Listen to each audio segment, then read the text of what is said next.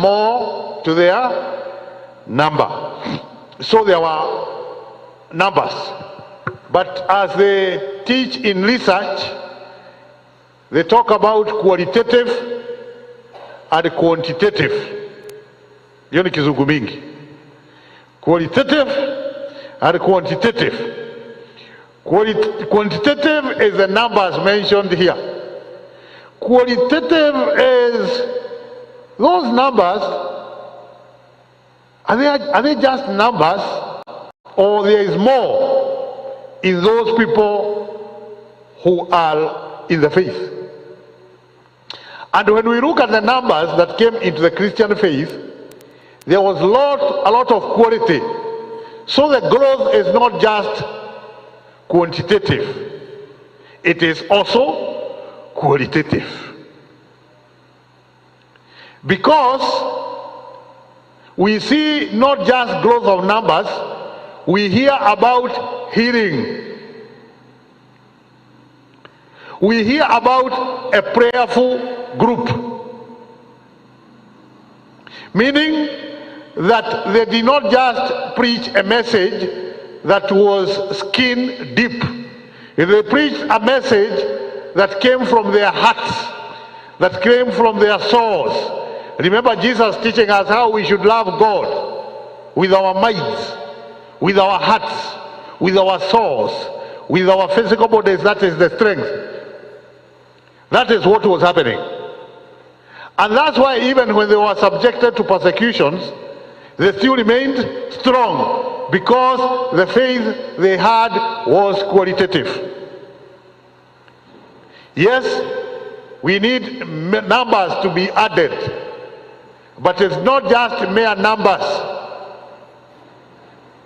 It's not just, talking about numbers. It's talking about quality within the numbers. And you can see that the apostles were very keen on the quality. So when they found like the quality was not good, they addressed that. You remember Ananias and Sapphira? They were part of the numbers.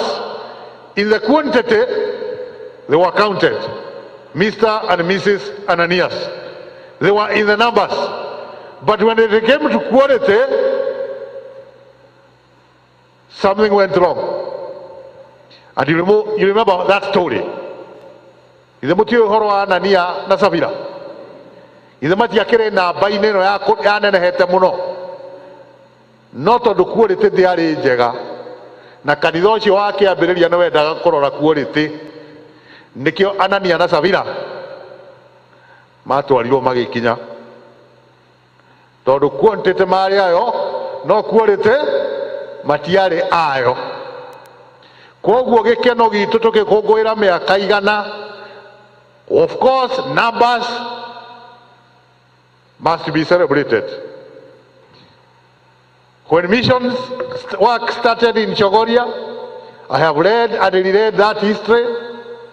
It was just a small area. Of course, the population was also small, but the numbers were very small.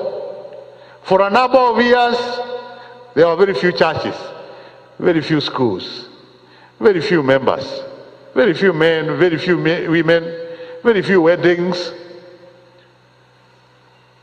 The numbers were small.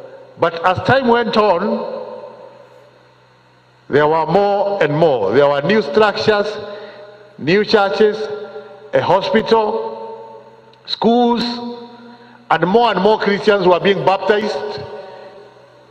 You read from the history, the weddings that took place. That is quantitative growth. And now we are talking of an area that is fully covered. The two counties of Meru and the Rakanivi, and the sub-counties therewith. We are talking of many primary schools. I was told here, I think there are 3 schools at Mukuuni. Is that true? Yes, at the PCEA Mukuuni. That's commendable. Quality, quantity. But is there quality in those schools? Is there equality in the church? Those must go together as the Christian faith grows. So let's not leave anything behind. Even as we count the numbers, let us also ensure that within that number, there are very good witnesses.